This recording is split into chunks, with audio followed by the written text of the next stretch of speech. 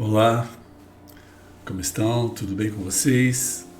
Que alegria mais uma vez poder estar junto com vocês, dando sequência nesse estudo, né? Nesse material, nessa ferramenta que o Pai tem nos disponibilizado para falar sobre a questão da adicção, sobre o governo, sobre os nossos desejos, sobre as nossas emoções.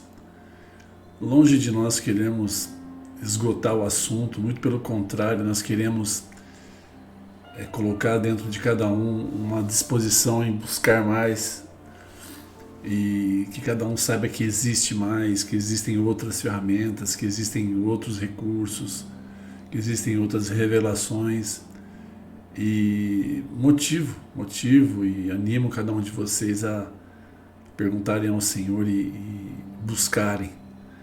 O que não podemos é ficar parados, passivos, presos dentro dessas questões de adicção, das nossas emoções. Chega uma hora na nossa vida que nós temos que dar um grito de liberdade, não é? Dar um grito de, assim, eu não posso mais ficar onde eu estou, eu não posso mais continuar aonde eu estou porque vejo o tempo passar, vejo as pessoas, outros irmãos irem adiante e nós ficando para trás. Uma sensação horrível de ficarmos para trás, de não podermos estabelecer coisas, estabelecer sonhos, estabelecer projetos, até a vontade do Senhor. Muitas vezes ela fica presa dentro de nós porque nós não nos liberamos das nossas emoções, dos nossos sentimentos, dos nossos próprios desejos. Então isso é na vida de qualquer pessoa, seja cristão, seja não cristão, nós precisamos avançar, mas sabendo que no Senhor, sabendo que em Cristo Jesus, através do poder do Espírito Santo, nos tornando uma nova criatura nele, podemos ser livres a níveis muito mais excelentes, a níveis espirituais profundos do que se nós lutarmos apenas com as questões daqui, como já falamos tantas vezes. Então animo você a abrir o seu coração, abrir a sua mente. E se você chegou até aqui no 7º vídeo, é porque o Pai tem feito alguma coisa no seu coração, te chamado a tomar algumas posições. Então, fecha seus olhos, vamos estar orando. Pai, em nome de Jesus, mais uma vez queremos agradecer por tudo aquilo que o Senhor tem feito, por aquilo que o Senhor já fez desde antes da fundação do mundo. Como em Efésios diz que todas as bênçãos espirituais já estão conquistadas em Cristo Jesus.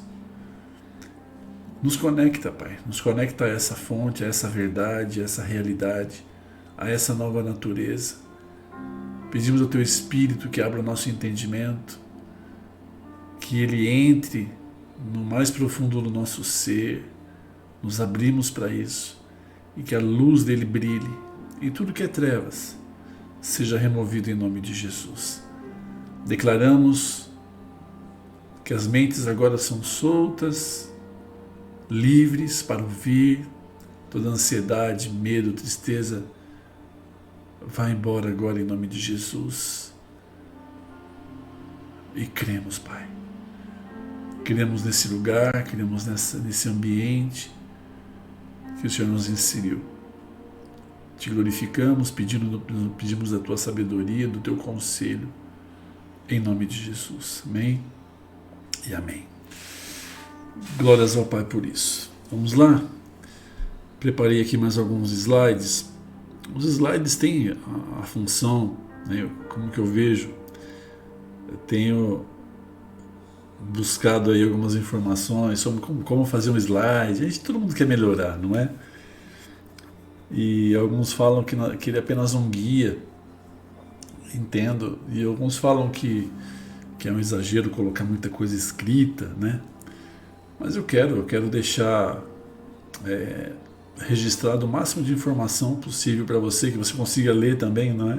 Às vezes na sua televisão, mais ampliada, para que você possa tomar nota, porque são questões, são verdades, são revelações, tudo junto, muito poderosas, que realmente tem ecoado na nossa vida há muitos anos já, há mais de 5, 6 anos que isso está dentro de nós, temos exercitado isso. E estamos prontos? Não, estamos lutando ainda, e de tempo em tempo voltamos a esse material, voltamos a ver, rever, entender, porque conforme caminhamos, a nossa perspectiva, a nossa maturidade, ou a nossa imaturidade, ou as questões aparecem e ativam às vezes novamente, né? São gatilhos, nós estamos aprendendo e precisamos revisar novamente. Então, coloco aí diante de você o material, talvez a letrinha esteja pequena, mas que você possa aproveitar da melhor forma possível. Amém? Nós estamos falando sobre como, espero, deixa eu dar uma introdução para você, depois você lê aí. Estamos falando sobre a importância de nós valorizarmos cada coisa, revalorizarmos tudo que é verdade dentro de nós. Nós, durante toda a nossa vida, temos formado um sistema de crença, e dentro desse sistema de crença há muitas verdades que precisam ser rompidas, porque são mentiras. Como sabemos? Quando Cristo se manifesta em nós e Ele é a própria verdade. E podemos então comparar e ver e trocar, né, o velho fundamento, o velho sistema de crença pelo novo. E entendemos essa importância da valorização, que ela é uma chave natural de que todos podemos melhorar, todos podemos praticar, mas ainda mais aqueles que são nascidos do Espírito, que podem então valorizar desde Sião, desde o céu, desde o Espírito Santo. Não é? Então, a busca de cada um de nós, quando aprendemos a valorizar, é sair de um estado de angústia para um estado de prazer. Essa é a busca de todos nós. Então, o princípio da cura também é buscar, de alguma forma, interromper o processo que está nos levando à angústia, mas de uma forma sábia. Portanto, fica claro que a busca de sair da angústia para o prazer é comum em todo ser humano. Exemplo, processo de angústia.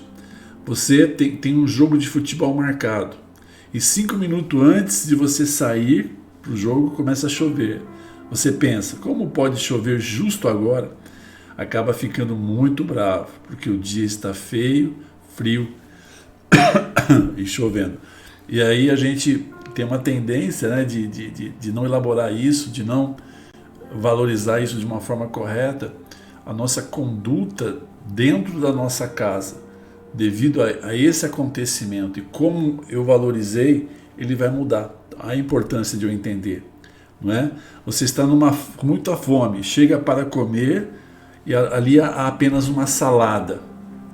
Como que você lidar com isso? Eu, quando era mais jovem, eu comia até o pé da mesa, comia muito, comia 8 filãozinhos, né, aqueles pãozinhos francês no café da manhã, tomava 1 litro de suco de abacate. Então eu gostava de comer muito porque eu gastava muita energia.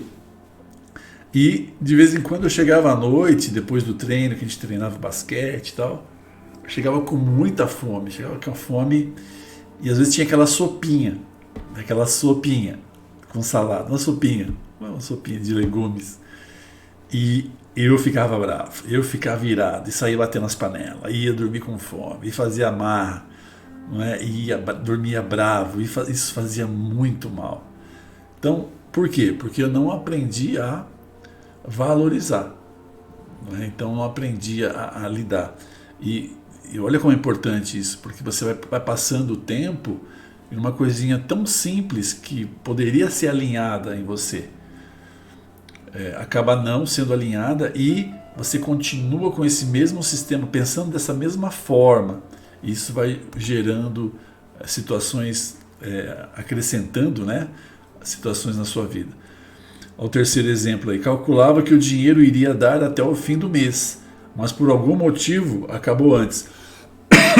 Como que a gente altera a nossa conduta, o nosso humor dentro de casa quando falta o dinheiro? Não é? Vamos sair, vamos comer alguma coisa, não tenho dinheiro. Automaticamente todo o nosso ser ele muda, nosso estado emocional muda. Então não sei muito bem lidar com aquilo. Então nós precisamos avançar, não é? Todas essas questões produzem angústia. Todos temos desilusões diariamente. Processos de angústia durante todo o nosso dia e durante toda a nossa vida. E todos buscamos entrar em processo de prazer. Isso é muito importante entender, não é?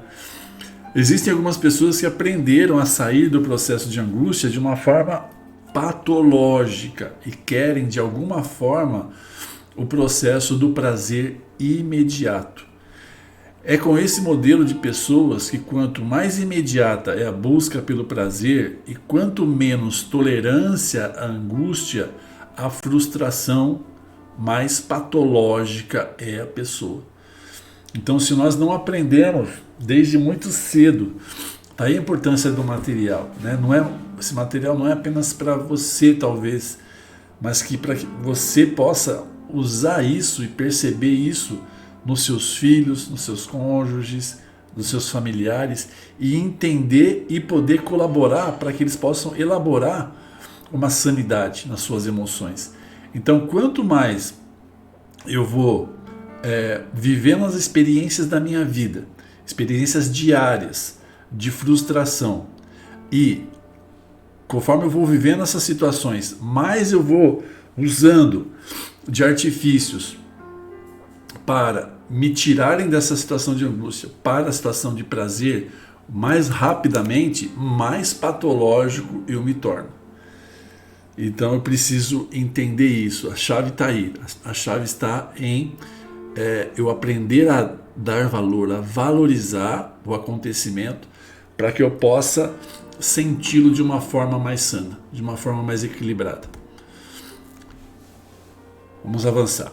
Estados emocionais básicos. Olha aí o que o Paul Dickman, pesquisador, filósofo, antropólogo, diz. Conhecedor do comportamento humano, dos sistemas emocionais em muitas culturas, diz: o ser humano se caracteriza por 4 estados emocionais básicos. Isso não sou eu, não é você, todo ser humano em muitas culturas. E esses estados emocionais são tristeza, alegria, ira e medo. Esses estados são os que identificam o estado emocional de uma pessoa.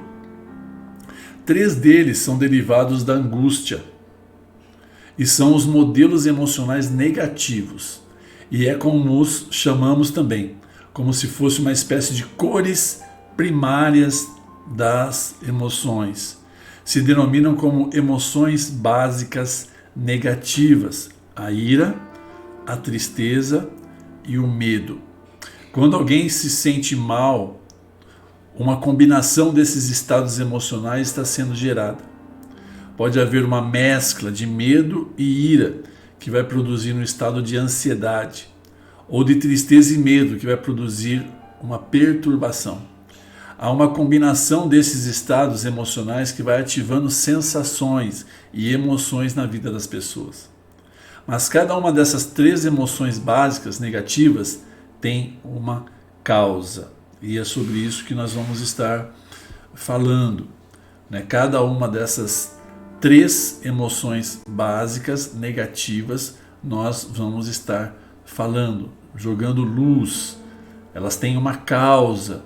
Então, sempre lembrando, mais uma vez, o modelo ABC, que a forma errada de eu me emocionar acontece algo e eu me emociono sem valorizar. Como vemos desse modelo, é como pensam as pessoas com transtornos emocionais e por isso não conseguem sair do poço de prisão emocional. Acontece algo, ela sente, ela não valoriza, não aprendeu a dar valor, a valorizar, a olhar o acontecimento e dar valor. Ela simplesmente se emociona, ela reage. Estou triste porque perdi o meu emprego. Então, perdi meu emprego, me coloco triste.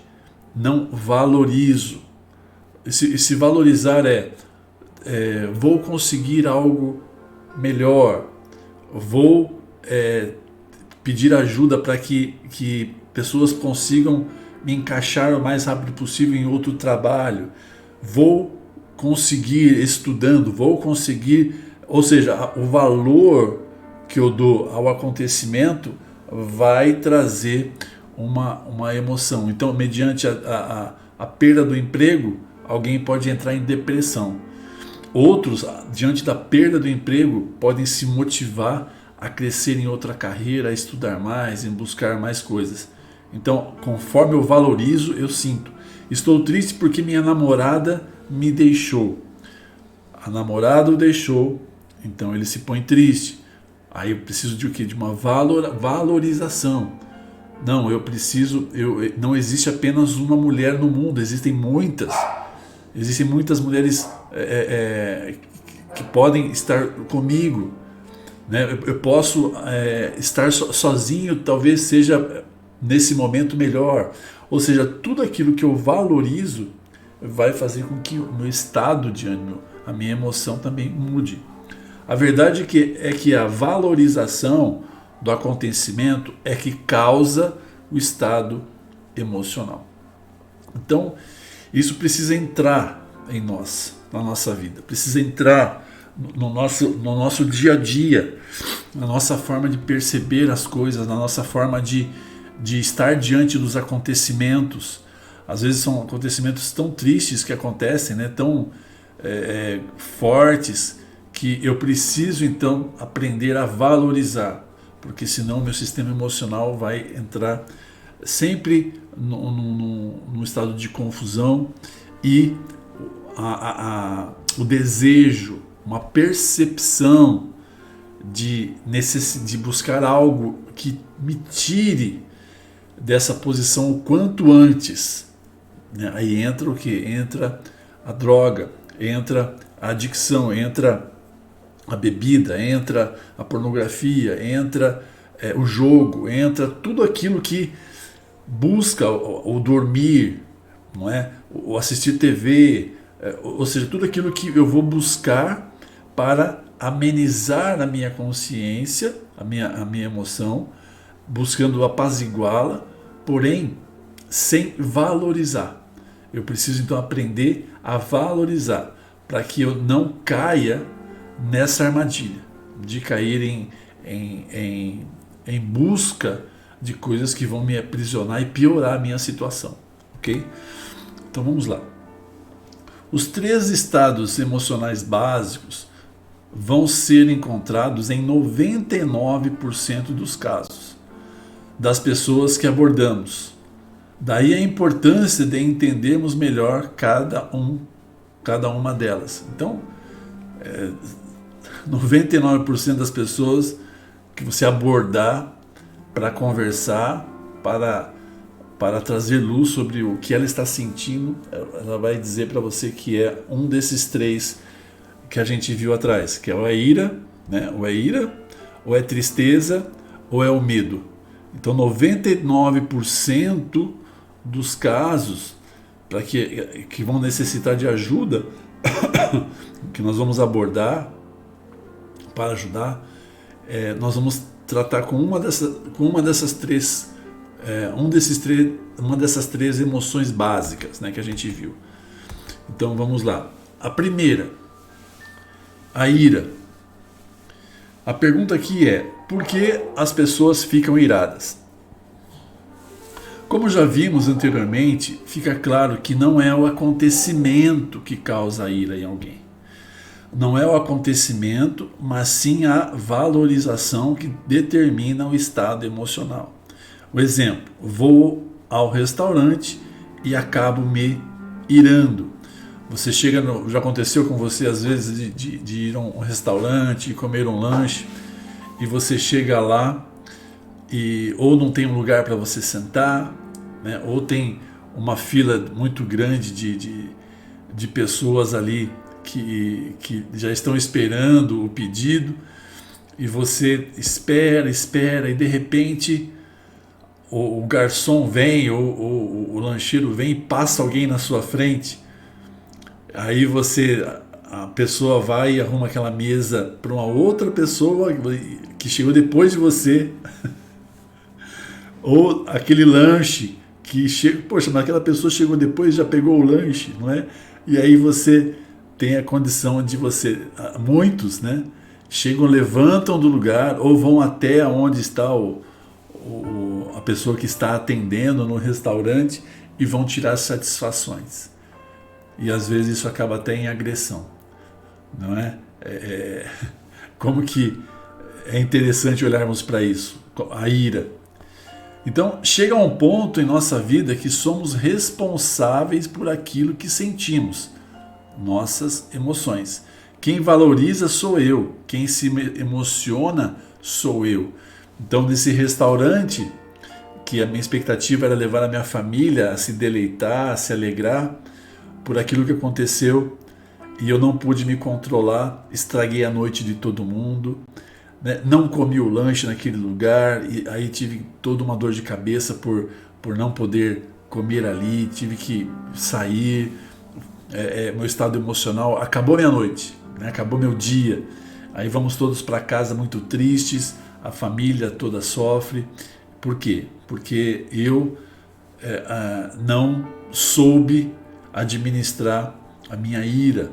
Então, em algum momento na vida de cada pessoa, nós vamos ter que olhar para isso e falar assim, olha, eu sou responsável pelas minhas emoções e vou buscar aí a cura, melhorar essa minha condição, não é? Para que nós possamos ter uma vida mais tranquila. A percepção da injustiça. O que acontece então se não é o acontecimento que gera a emoção?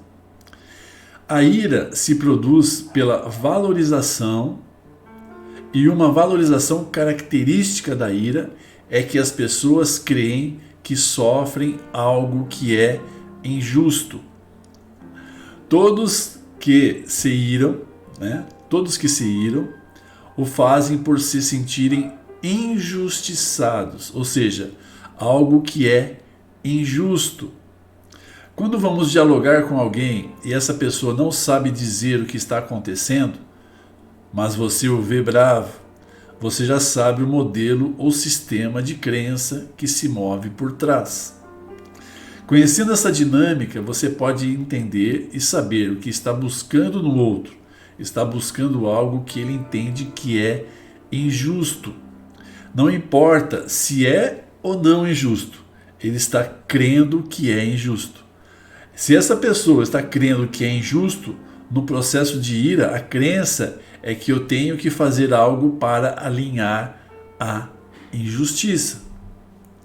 Então, aqui é uma chave. Nós vamos então avançando, entendendo que o acontecimento não é aquilo que eu sinto, não relativamente ao acontecimento, mas eu sinto relativamente ao que eu valorizo. Então, a questão da ira, que a gente acabou de ver, a ira ela vai ser produzida em mim por uma percepção de injustiça. Então, eu creio que algo injusto aconteceu, fui injustiçado, foi injusto comigo e eu vou então buscar agir. Lembra que eu te deu os exemplos agora há pouco, não é? Da questão de ir no restaurante, de comer um lanche e se irar. Então eu vou olhar para aquilo, não é justo que essa pessoa que chegou depois de mim seja atendida antes. Não é justo que aquela pessoa que chegou depois de mim encontre um lugar para sentar antes. Eu tenho que tomar uma atitude. Então, essa atitude, de acordo com o que eu valorizo, ela vai variar. Alguns vão até o lugar tirar satisfação com o garçom, tirar satisfação com o dono da hamburgueria, e vão até agredi-lo. Você não pode fazer isso, nunca mais volto aqui, isso não é justo, você não pode fazer isso, quem você pensa que você é para me tratar assim?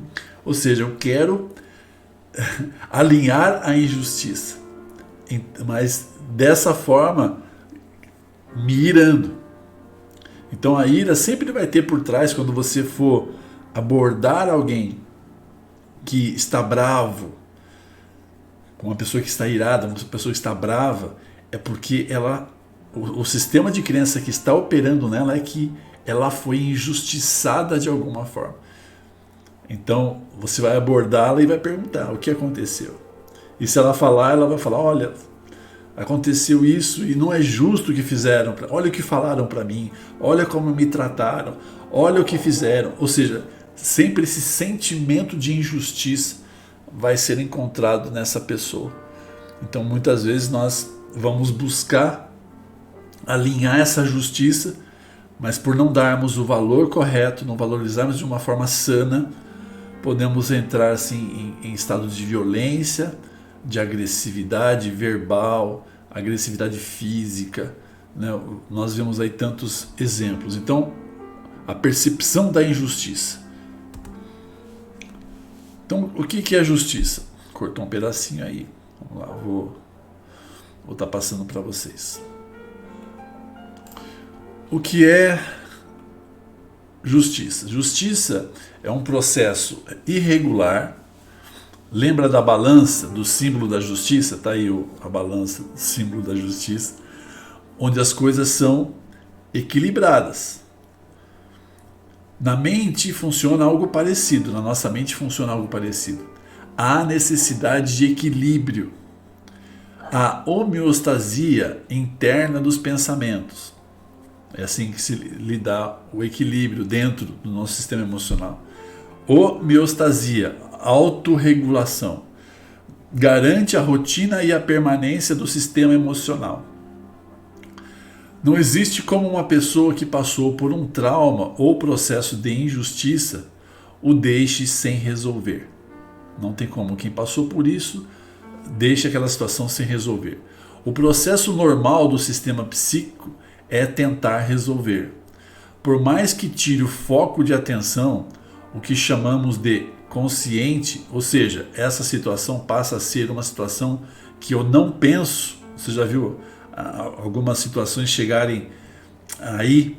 Às vezes uma pessoa ela se levanta em ira e você fala: ela ficou cega. Ela ficou cega.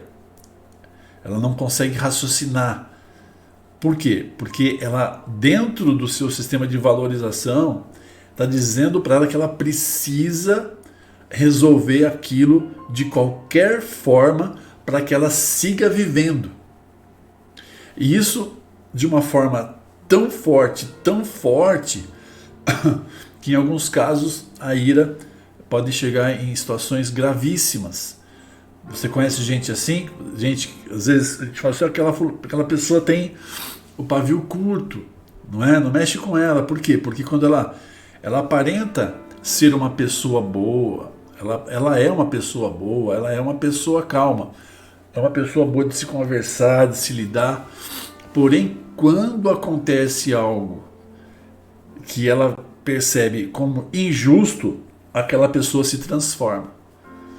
Ela se transforma e ela fica cega. Enquanto ela não toma satisfação, enquanto ela não resolve aquilo do jeito que ela acha justo, ela não consegue pensar em outra coisa, ela fica cega. Um exemplo aqui: alguém me roubou, passo 2 meses para tirar aquilo de foco da minha atenção e assim continuo levando a minha vida, mas meu inconsciente está ainda num processo psíquico, buscando resolver aquele problema pendente. Então, até que eu não o resolva, é muito provável que não haja uma solução. O que temos que entender e saber é canalizar a ira. Uma vez, sabe aquela sensação, roubaram meu carro, né? Roubaram meu carro. E então você sai de casa e a hora que você vai procurar, o carro não está ali. Que coisa horrível. Você fica num estado de choque. Você fica querendo buscar algo dentro de você para fazer justiça. Não sei se você já teve essa desagradável, né, experiência. E às vezes a gente vai na polícia e vai em amigos e pede para alguém procurar e vem aquele sentimento de impotência. Ou seja, a sua justiça ela não pode ser saciada. E como eu lido com isso? Como que eu lido com isso? Algumas pessoas vão entrar em um estado emocional que enquanto elas não resolverem de alguma forma aquilo, elas não voltam a viver. Então, onde essa pessoa vai precisar ser medicada, essa pessoa vai precisar ser consolada, essa pessoa vai ter que ser apaziguada, vai ter que dar calmante, vai ter que dar... E esse estado tão forte, muitas vezes vai acabar o quê? Levando essa pessoa a usar algum fármaco, usar alguma substância que atirem, porque ela não conseguiu elaborar, ela não conseguiu valorizar aquilo, ela não conseguiu ser livre daquele sentimento. Então muitas vezes isso acontecendo muitas e muitas vezes na nossa vida, há um desequilíbrio emocional onde a pessoa fica o tempo todo à flor da pele, buscando um alvo para que ela possa despejar aquela sensação, aquela emoção que está ali dentro, né? Para que se aliviar aquele estado de injustiça. Né? Isso não poderia acontecer comigo. Por que comigo? Né? Então ela busca extravasar. Porém, muitas vezes isso também vai levá-lo a usar substâncias. Então, o que está dizendo aí? O que temos que entender e saber é canalizar a ira. Olha que interessante. A ira é útil?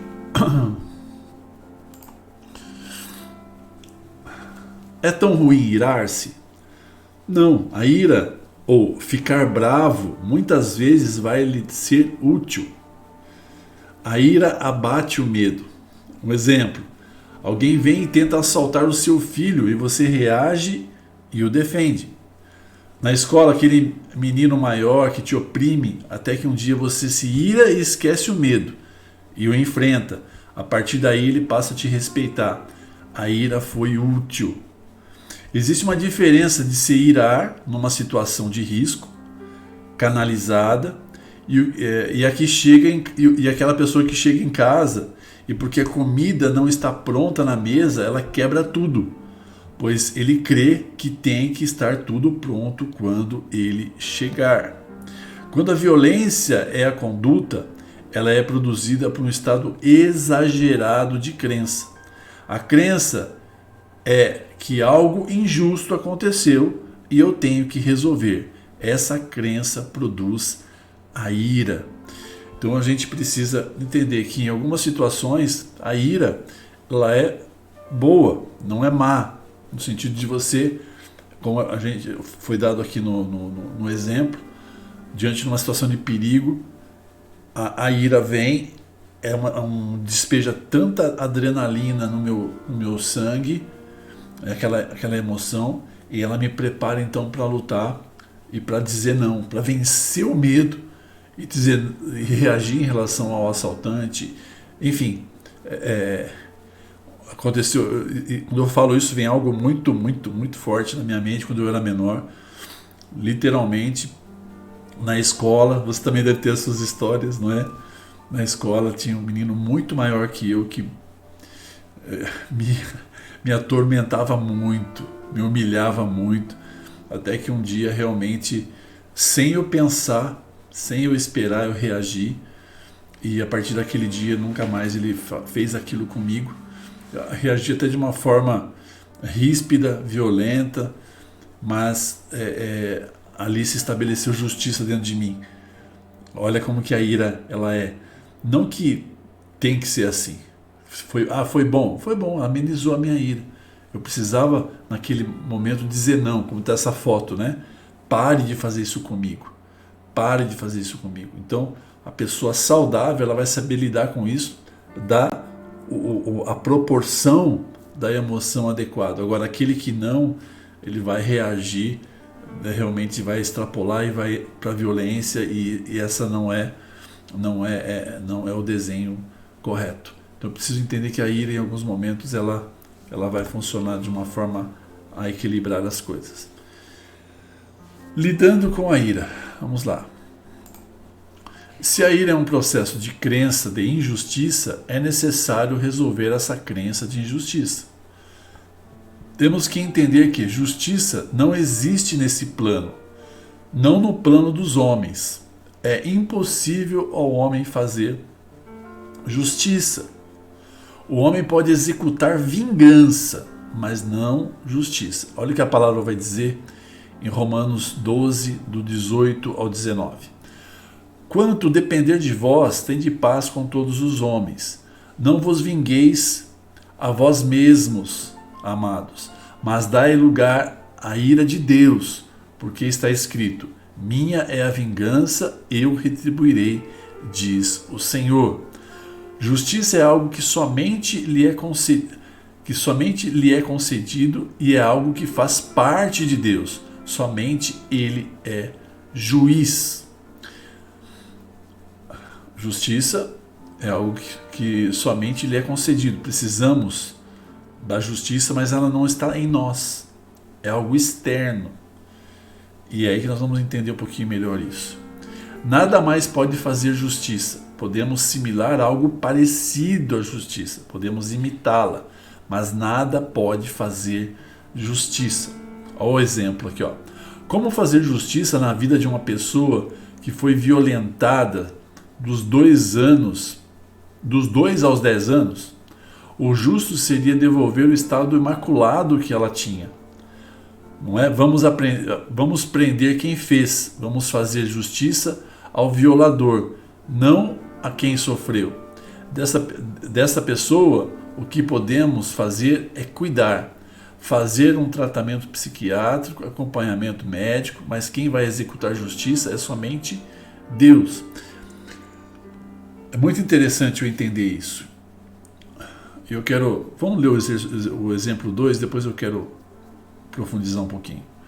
O filho que o pai abandonou e ele quer voltar, mas ela se ira e não aceita. Lhe é apresentado um caminho alternativo para canalizar a ira, abrir mão de fazer justiça. A isso chamamos perdão. Então, no primeiro exemplo, onde fala da violação, violado dos 2 aos 10 anos, quando nós falamos, eu preciso fazer justiça, o violador, ele precisa pagar, ele precisa ir para a cadeia, ele precisa sofrer algum tipo de dano. Então, quem vai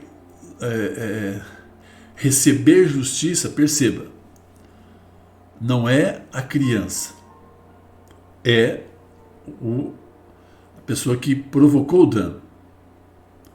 Então ela vai ser presa, ela vai ser condenada.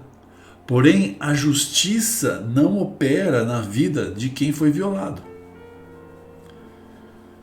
Porque o que seria justo? Seria justo aquele que foi violado ser restaurado plenamente no seu físico e no seu corpo. Então o fato do violador ser preso, e ali operou a justiça, mas ela não foi capaz de realmente alcançar aquele que foi violado. Então, essa pessoa ela vai sofrer o dano, ela vai precisar de tratamento, vai precisar de ajuda, mas ela não foi feita justiça. Por isso que não há justiça aqui. Isso é algo tremendo que quando nós aprendemos isso e começamos a olhar para tantas coisas que aconteceram na nossa vida, como talvez você esteja olhando para a sua, e olha, aquilo foi injusto, olha, aquilo foi injusto. E às vezes havia uma expectativa em nós de alguma forma fazermos justiça, e hoje nós estamos vendo que realmente não há. Não há como fazer justiça. Aqui nesse plano não há. E nós vamos entender como isso funciona. Então, nós vimos esses dias apareceu na internet, né, um motoboy que estava com uma caixa de entregador e era só uma fachada, porque na verdade ele era um ladrão. E ele assalta um menino jovem, uma menina, e o menino acaba reagindo e sendo morto com 4 tiros. Como tinham filmado, a imagem correu e ele acabou se entregando. Reconheceram e tal. Mas você olha e você fala assim, nada vai devolver a vida desse menino. Nada vai devolver a paz para o pai desse menino. Então realmente aqui não há justiça. Mas Vlamir, como que eu vou lidar com essa dor que eu sinto? Com essa violação que eu sofri quando eu era criança? Como que eu vou lidar com essa situação que tiraram o meu pai, tiraram a minha mãe, tiraram o meu irmão, tiraram o meu filho? Nós vamos entender. Nós vamos entender como que, aonde está essa justiça, né? Como a gente acabou de ler em Romanos 12, minha é a vingança, eu retribuirei, diz o Senhor. Se nós conseguirmos dar esse valor à nossa perda, nós não vamos ser contaminados com esse imenso sentimento de injustiça que pode ficar fomentando dentro de nós por uma vida toda e mudando o meu estado de ânimo, e eu acabo de alguma forma contaminando também todos os que estão próximos de mim, que não tem culpa. Mas por eu não conseguir resolver isso, esse sentimento de injustiça, que alguém tem que pagar pela minha dor. Uau, quanta gente não caiu no álcool, na droga, porque não conseguiam lidar ou valorizar isso. Não é fácil. Você que perdeu um ente querido, às vezes, de uma forma abrupta, e às vezes nos rebelamos até contra Deus. Por quê? Por que comigo? Por que ele? Por que ela? Isso é injusto. E acabamos nos rebelando até contra Deus.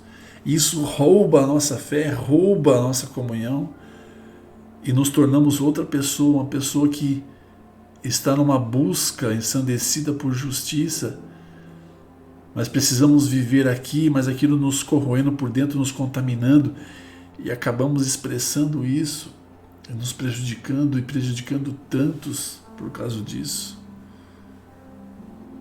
Não é? Alguns abrem mão da sua própria vida, no sentido literal de tirar a vida, outros por não viver mais a alegria como antes. Agora a vida é toda tristeza, tudo cinza. Mas aí a gente olha para o Senhor e Ele já preparou algo para nós, que enquanto estivermos aqui, por esse breve tempo que estivermos aqui, Ele preparou para nós ferramentas para que nós possamos vencer até essas situações drásticas que acontecem na nossa, essas fatalidades que acontecem na nossa vida. E uma delas é abrir mão de fazer justiça. E o nome disso é perdão. Então, se é o sentimento de injustiça, que se eu não valorizo, eu apenas me emociono, me leva a me irar, eu começo então a valorizar. Agora, como? Qual é a ferramenta que eu uso para valorizar? É o perdão.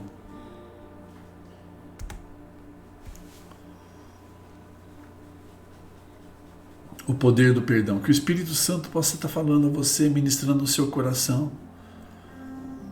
Que ele possa estar te quebrantando e colocando fé no seu coração e dizendo, olha, chegou a hora de você liberar isso. É hora de você olhar para essa injustiça que você sofreu. Olha, meu patrão me enganou. Olha, minha noiva me enganou. Olha, minha esposa me enganou. Meu marido me enganou. Olha, fulano me abandonou. É hora. É hora de olhar para o Senhor e falar assim, Pai, eu quero abrir mão de fazer justiça. Eu quero a minha vida de volta. Eu quero a minha alegria, minha paz. Porque não se trata só de nós, mas de todos que estão ao nosso redor. Se trata daquilo que o Senhor nos chama a fazer, a cumprir. Que isso nos barra, nos impede de cumprir até o nosso propósito. Como eu vou lidar com isso então? Como que funciona isso? Isso para mim foi algo libertador, algo que me levou a amadurecer, a crescer, a avançar tanto na minha vida como filho de Deus, como pessoa.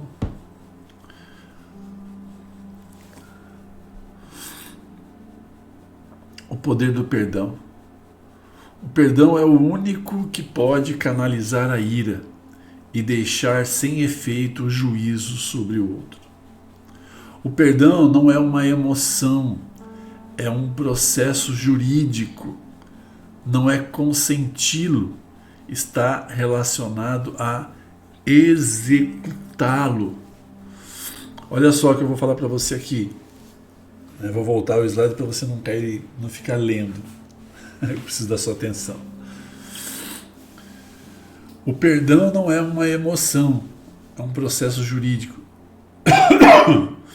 Não é consenti-lo, está relacionado a executá-lo. Muita gente fala assim, eu não perdoo porque eu não senti eu não quero ser hipócrita, eu não quero dizer que perdoei, mas vou continuar sentindo tudo aquilo, quer dizer que eu não perdoei. Não está ligado a uma emoção. Não é uma questão de você dizer, olha, te perdoei e você parar de sentir. Não é uma emoção. Mas é um executar. É um decreto. Eu, por aprender que o perdão, ele é a ferramenta que o Senhor preparou para que eu saia do processo de ira, de me sentir injustiçado, de sempre estar esse peso de ter sido injustiçado. Eu declaro, eu decreto, Pai, eu perdoo em nome de Jesus. E não está relacionado ao sentimento, é um decretar, está ligado à sua fé, ao seu posicionamento. E uma vez que você decretou, isso está conectado tanto no céu como na terra. E você vai passar, a partir daquele momento, viver estabelecido sobre isso que foi decretado. Ah, mas como que eu vou lidar então com o sentimento, com as minhas emoções que vêm quando eu vejo aquela pessoa novamente, quando eu vivo aquela situação novamente? Vamos entender. Mas não tem a ver com um sentimento, tem a ver com um decreto. É pela fé. Olha só, o único recurso psíquico por excelência, para resolver os processos de ira e violência é o perdão. Quando está bravo com sua esposa, com seus filhos, porque fizeram algo que você não merecia ao sentimento de injustiça, o único processo é o perdão. Como se faz para perdoar? Como treino uma pessoa que foi abusada, violada, pessoas que estão sofrendo injustiças o tempo todo? Tem muita gente assim, meus irmãos. Pois é necessário começar com a mente. Temos que treinar as pessoas de forma que elas entendam que o perdão não é um ato de conduta, é um ato mental, que tem como consequência o reflexo em nossas condutas. É diferente. O perdão ele vai refletir na nossa conduta vai ser modificada conforme eu perdoo. Não é eu perdoo, a conduta de perdoar que vai mudar automaticamente as minhas emoções. É um processo. É um processo. Eu perdoo e, como consequência desse perdão consciente, decretado, eu vou passar por um processo de transformação da minha conduta. Quando eu perdoo e busco com a minha própria força e olho para dentro de mim e falo assim, não, eu perdoei, mas parece que não resolveu. É disso. Então não é conduta. É um decreto, e esse decreto vai, consequentemente, vai transformando a minha conduta, vai apaziguando o meu sentimento de injustiça até que ele desapareça. Existem pessoas que dizem, eu já perdoei, mas por dentro estão com raiva, estão esperando por justiça. Esperando por justiça. Eu posso esperar por essa. Se eu não executo, já está perdoado, eu já executei, eu já decretei. E isso me transforma e arranca de mim essa necessidade de justiça. Eu não sou curado. E essa justiça não virá neste plano.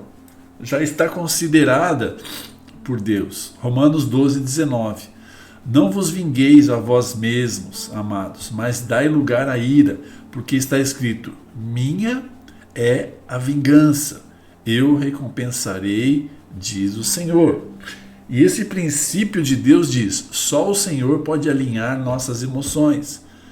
Não é um capricho de Deus. Porque alguém preferiria perdoar do que aplicar juízo? Porque a justiça não tranquiliza ninguém e não é capaz de trazer a paz de volta. Olha só.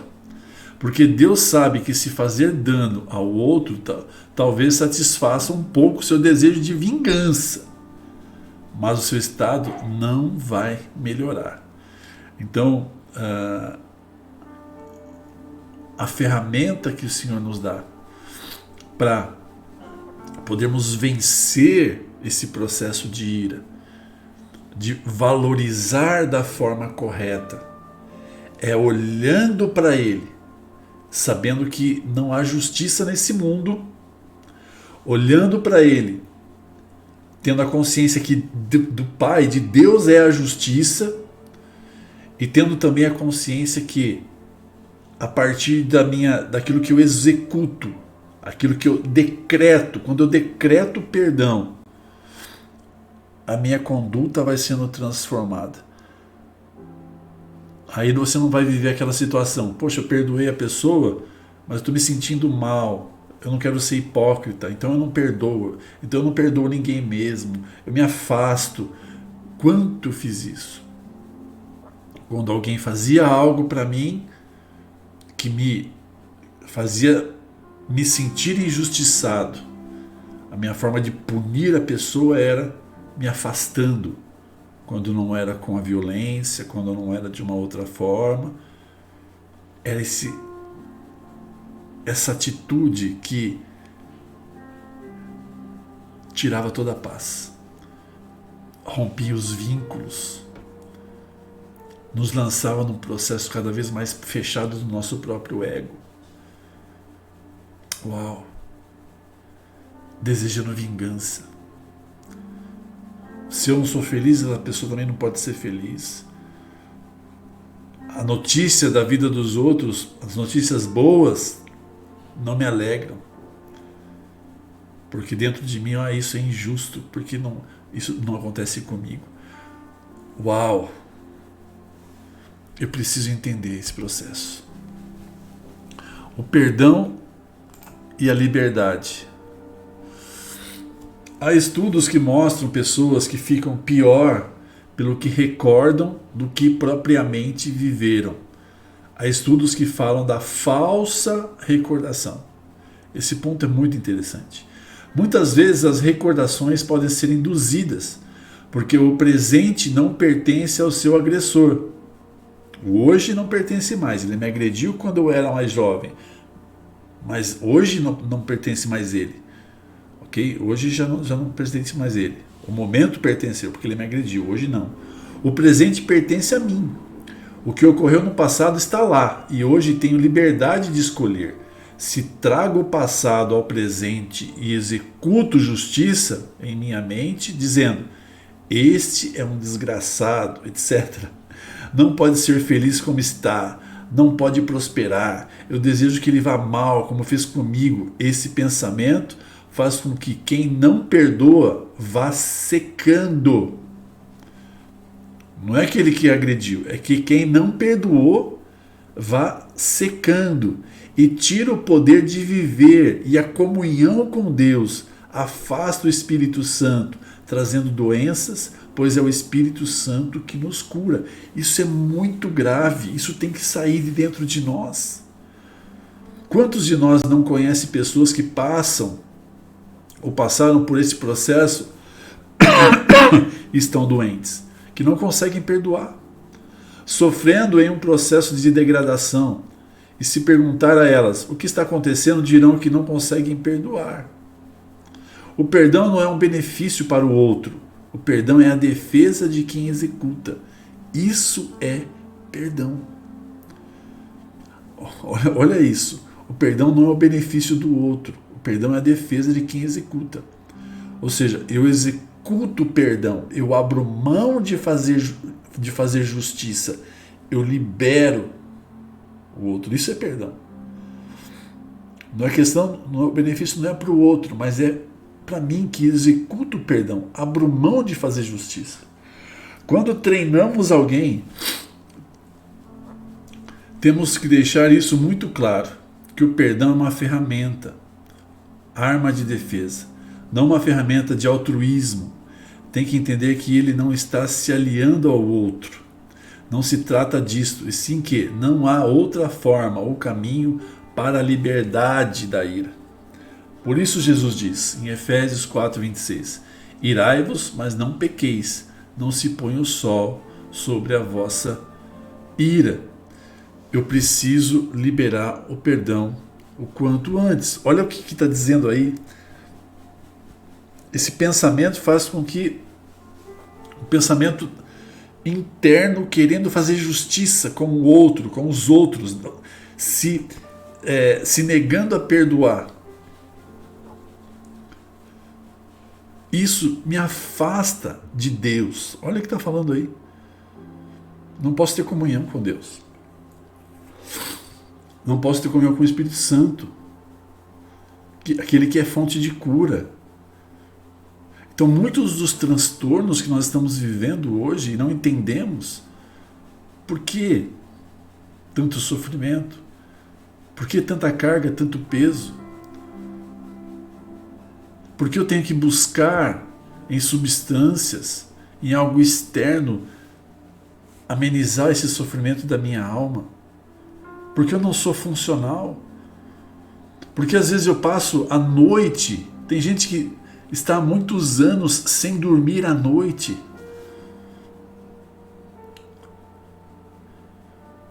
Buscam prazer na televisão, na pornografia, em remédios, no álcool, no jogo.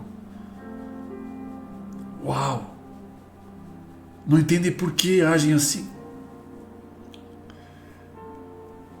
É tempo de ser livre.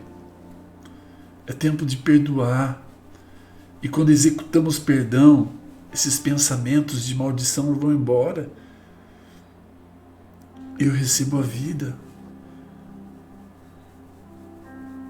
Não há outra forma ou caminho para a liberdade da ira, da raiva, senão o perdão. O Evangelho se trata de perdão. A palavra vai dizer que Jesus ele nos amou primeiro, enquanto nós ainda estávamos mergulhados nos nossos delitos, na nossa imundície. Ele nos perdoou. Olha só, ele executou perdão. Por isso que ele diz que não há trevas nele, não há maldade nele. E ele nos ensina. Lembra que a gente aprendeu lá na primeira ministração que nós somos espírito, alma e corpo? Assim é o espírito do homem. Esse é o desenho, mecanismo, a chave que Deus deixou para nós passarmos por esse mundo e vencermos o maligno. Por mais que sejamos afligidos por toda a maldade, liberemos perdão. Usemos o artifício do Pai. Amemos primeiro. Executemos perdão. E sejamos livres. O perdão e a liberdade. Estamos terminando. Por que Jesus está dizendo isto? Efésios 4:26. Irai-vos, mas não pequeis, que se põe o sol sobre a vossa ira. O cérebro humano tem em uma de suas características a associação. Uma caneta associamos a uma classe de estudantes. Uma lousa a uma palavra. Não é preciso que eu diga isso. Você vê uma caneta e já tem uma imagem associada. Você já sabe do que eu estou falando. Imagine então que temos uma imagem e ela tem um significado para nós. A violência, o agressor, o processo de significação ou ressignificação e a imagem, o pensamento. Olha só o que diz em Mateus 18, 21 e 22. Então Pedro, aproximando-se dele, lhe perguntou: Senhor, até quantas vezes pecará meu irmão contra mim e eu hei de perdoar? Até 7? Respondeu-lhe Jesus: Não te digo que até 7, mas até 70 vezes 7. Cada vez que pensamos, fortalecemos a imagem, chegando ao momento que você não precisa mais pensar. Você vê a imagem e tem raiva. Já se passaram anos dessa situação. Você vê a imagem ou a pessoa e o sentimento volta instantaneamente. Por isso, quanto mais tempo se passa, mais difícil de perdoar. Quanto mais tempo, mais forte a imagem fica. Olha como Jesus, como Deus, ele é maravilhoso. Ele sabe como funciona, até o nosso cérebro, nosso jeito de pensar e associar. Então, se alguém, o agressor, me causou uma injustiça, e eu fico pensando, e pensando, e pensando, e não libero, não decreto perdão, aquilo fica um dia, 2 dias, 3 dias, e aquilo vai gravando cada vez mais forte essa imagem. A um ponto que eu não preciso mais pensar nela. Aquela imagem vem, eu sinto automaticamente. Jesus sabia disso. Olha, não deixa o sol se pôr. Quanto antes quanto mais rápido você for para liberar perdão, faça isso. Decrete, seja livre. Olha que desenho maravilhoso. Por isso, quanto mais tempo se passa, mais difícil de perdoar. Quanto mais tempo, mais forte a imagem fica. Por isso temos que buscar perdoar no momento em que somos atacados, pois será mais difícil perdoar, pois não será ainda formada a significação da imagem. Por isso Jesus disse, ele sabia, não vá dormir bravo, não deixe esse processo de se cumprir em sua mente. O que fazer quando uma pessoa passou muitos anos de sua vida com rancor? Temos que começar a destruir essa significação e construir uma nova, ou seja, ressignificar, apagar essa velha forma de pensar, pegando a imagem e dizendo, eu já perdoei, eu já liberei. Então começa um processo de traçar de pensamentos, de traçar novos pensamentos, apagando os antigos, até a construção de uma nova significação. A principal ferramenta que uma pessoa pode usar para resolver o processo de ira é o perdão. Isso é tremendo eu entender. Então, quando vem a percepção, vamos lá, quando vem a percepção da injustiça, eu me iro. A palavra diz que eu posso me irar, mas eu não devo ir dormir. Eu não devo levar esse pensamento de justiça muito tempo para não construir uma imagem tão forte que cheguei a um ponto que eu não preciso nem pensar, eu já sinto automaticamente. Eu vejo a pessoa e ela já está associada a um sentimento de ira. Ou seja, só eu ver a pessoa, eu já fico cego. Só de ouvir a voz da pessoa, já muda totalmente os meus sentimentos. Uau, por quê? Porque eu sofri aquela percepção de injustiça e passei noites e noites e dias pensando naquele momento. Agora o processo inverso tem que se estabelecer. Qual que é o processo inverso? Eu estabeleço, executo justiça. Como que eu executo justiça? Eu abro mão de fazer justiça. Perdão, eu executo perdão. Abro mão de fazer justiça. Sofro dano.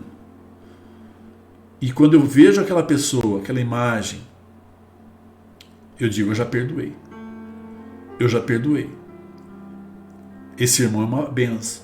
Esse irmão é importante para mim. Ele é isso para mim. Ele é importante para mim. Eu o amo, eu o amo, eu o amo. E esse processo nós chamamos de ressignificação. Ou seja, eu estou fortalecendo no meu sistema de crença emocional uma nova visão, um novo sentimento em relação àquela pessoa. Eu executo o perdão e a minha conduta vai sendo transformada conforme eu vou ressignificando. Vou removendo a imagem que provocava a emoção e colocando uma nova. A ponto de eu poder ter comunhão com aquela pessoa novamente, a ponto de não me lembrar mais da maldade ou da injustiça. Uau! Esse é o processo. E isso vai me levar a um equilíbrio com uma pessoa, com outra pessoa, com outra pessoa, e vou então resolver esse gancho, vou tirar esse gancho que a adicção colocava em mim para me levar à bebida, para me levar à droga, para me levar à prostituição. Ou seja, quando eu me sentia irado, injustiçado, eu ia buscar algo para amenizar a minha consciência. E eu buscava isso em algo externo. Mas agora o Senhor nos revela, olha, não precisa ser assim. Eu tenho uma ferramenta para você, é o perdão. Eu estou te ensinando a usar. É lógico que isso pode ser usado a um nível humano, natural, com a sua consciência natural, ou isso pode ser usado desde o Espírito Santo de Deus, com uma visão celestial. Uau! O Senhor amou o mundo de tal maneira que deu seu Filho. Nós vamos ver que sempre o Senhor ele se entrega primeiro. Ele sofre o dano. Você já ouviu falar sobre a graça? Ele abre mão de fazer justiça. Ele te dá a graça. Ele deixa de te dar o que você merece. Graça. Uau! É tempo de nos arrependermos. Corrermos aos braços do Senhor e falar, Pai, tem misericórdia. Até a oração do Pai Nosso vai dizer, perdoe os nossos inimigos, né? Como nós somos perdoados pelo Senhor. Como assim? Perdoa como nós perdoamos. Perdoa conforme nós perdoamos. Uau! Por quê? Eu executo perdão. Porque é assim que é a natureza do meu Pai. Ele executa perdão. Ele usa de misericórdia, de graça. Estou sendo como Ele. Estou manifestando a imagem e semelhança de Filho, usando um recurso que Ele me deu, da sua própria natureza. Não da natureza caída, que busca por vingança, busca por lançar palavras, guardando em si rancor, amargura, se envenenando com a velha natureza. Não. Abrimos mão, Pai, de fazer justiça. Pensemos o que é bom. Pense o que é bom. Eu consigo executar o perdão pensando o bom diante de Deus. Filipenses 4, 8 e 9. Quanto ao mais, irmãos, tudo que é verdadeiro, tudo que é honesto, tudo que é justo, tudo que é puro, tudo que é amável, tudo que é de boa fama, tudo que é virtude, se há algum louvor, nisso pensai. O que também aprendestes e recebestes e ouvistes e viste em mim, isso fazei. E o Deus de paz será convosco. O perdão é um processo mental de renúncia. Então, quando você vê o outro, você diz: eu já perdoei em nome de Jesus. Eu renuncio o seu dano. Eu não vou mais pensar mal dele. Já liberei o perdão. Estou ressignificando. Outro recurso importante para conseguir perdoar é colocar-se no lugar do outro. Isso machuca, dói, mas o Espírito Santo nos torna capazes de realizar este ato psíquico, mental, espiritual com êxito. Empatia, se colocar no lugar do outro. O perdoar é abrir mão do passado, de ficar carregando fardos pesados. Tremendo isso, tremendo. Que o Pai possa continuar falando conosco, nos entregando ferramentas, e hoje possamos receber no nosso espírito essa ferramenta, entendendo: Pai, é assim que nós funcionamos, é assim que o Senhor nos desenhou, e cabe a nós vencermos isso, vencermos essas emoções que estão desalinhadas. Nos ajuda, Espírito Santo, nos ajuda, Senhor. Nos levantamos para usar essa ferramenta, e tudo que identificamos hoje, que temos guardado e é necessário perdoar, que assim seja feito. Dá sabedoria para cada um, Pai. Não sejamos aqueles que ouvem a palavra, mas não a praticam, mas sejamos aqueles que ouvem e vivem, experimentam e veem, experimentam do seu poder, Pai. Em nome de Jesus. Em nome de Jesus, Pai. Falamos ao espírito dessas pessoas que estão nos ouvindo agora. Sejam livres. Que venha o quebrantamento, que venha a convicção de fé, que possam executar perdão e possam ser livres de toda ira, de toda violência, de toda amargura, de rancor. Sejam livres em nome de Jesus, que as suas águas sejam trocadas e venham águas limpas, e todo o seu ser é alinhado. Já não há mais necessidade de recorrer a substâncias, de recorrer a esses agentes externos que te separam do Senhor. É tempo de voltar, de se sujeitar e confiar em nome de Jesus. Pai, obrigado por esse tempo, obrigado por cada palavra, que teu Espírito continue dando testemunho ao coração de cada um dos meus irmãos.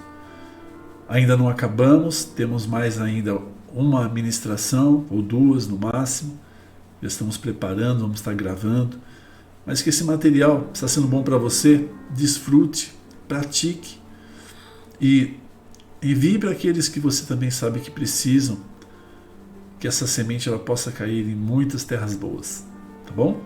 Forte abraço para você, para sua casa, para sua família, em nome de Jesus. Fique na paz.